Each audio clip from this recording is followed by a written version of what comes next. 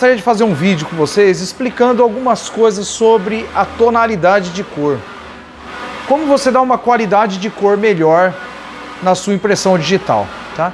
Para isso, a gente tem que entender quais que são os formatos de cor que existem no mercado, tá? Então eu vou falar sobre duas primeiramente, né? Nós trabalhamos com o padrão CMYK e RGB. No caso do CMYK, para impressões como esta aqui que eu estou fazendo aqui agora. E no caso do RGB, para a parte de vídeo. Então, quando você vai pôr um vídeo na internet, você vai fazer uma propaganda de TV, uma propaganda que vai num telão, por exemplo, num painel eletrônico, tá? Então, você tem que saber diferenciar essas duas cores, esses dois processos. Para que servem esses dois processos, né? Eu vou falar um pouquinho sobre cada um deles e as diferenças básicas que tem da maneira mais simplificada que eu conheço. Então, por exemplo, o padrão RGB. O padrão RGB, ele tem uma diferença bem peculiar em relação ao padrão CMYK. O RGB, que é o red, o green e o blue, o vermelho, o azul e o verde, né? E o preto seria a ausência de cor. Então, se você pegar a tela do teu computador ou teu celular e você desligar ele vai ficar preto. A ausência de toda a luminosidade, a ausência de todas as cores, de todos os micro LEDs que existem na tela do seu celular, elas vão se apagar e vão dar uma mídia preta, né? No caso contrário, o branco seria todas as cores em 100%. Ela ficaria branco, ficaria totalmente branco, a tela toda esbranquiçada. Por que eu estou falando isso? Porque esse é um princípio básico quando você for fazer uma impressão dessa daqui, para você dar uma qualidade melhor. Por que eu utilizo o CMYK e por que eu utilizo o RGB? Tá? Então o RGB, mais aconselhado para trabalhos que sejam de vídeo. Dessa forma, ele vai ficar melhor, a qualidade vai ficar melhor.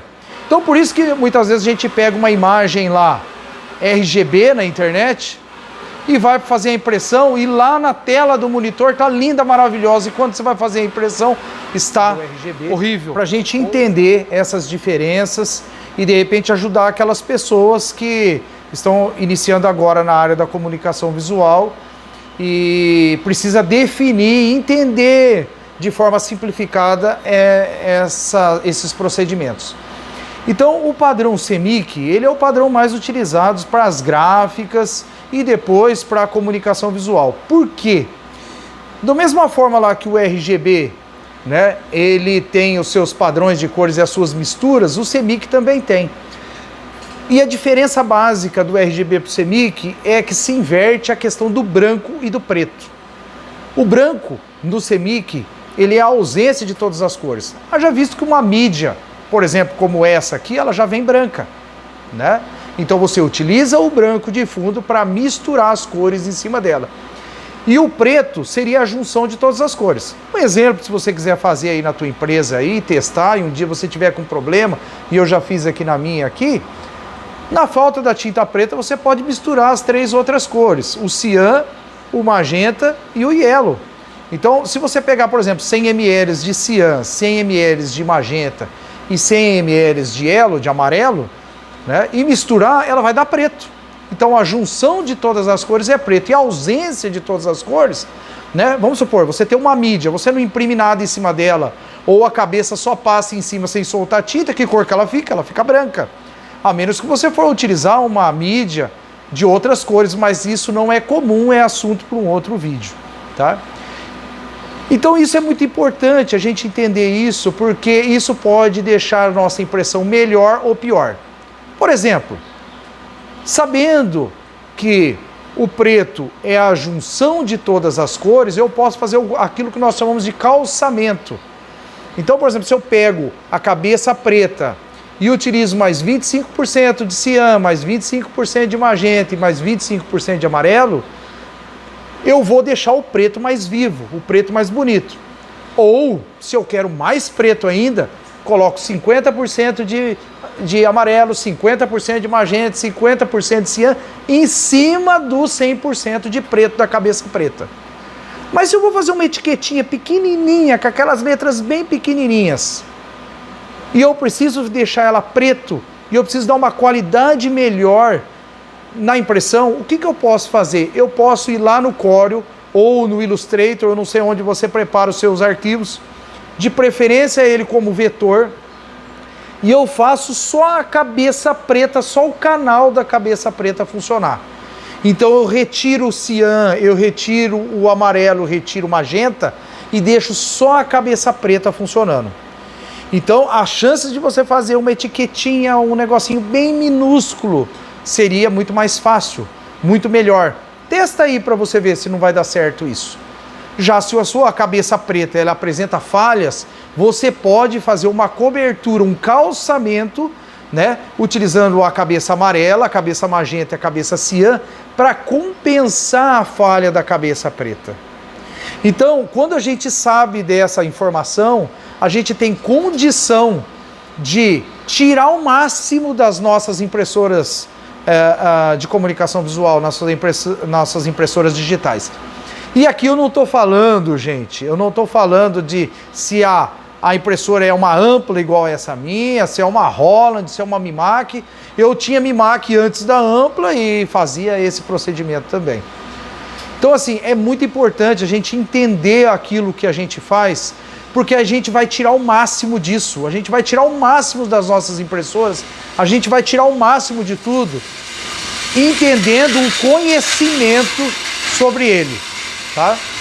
Então, assim, fica a dica, tente fazer aí na sua impressora, né? Depois a gente volta falando sobre perfis de cores, por exemplo, né?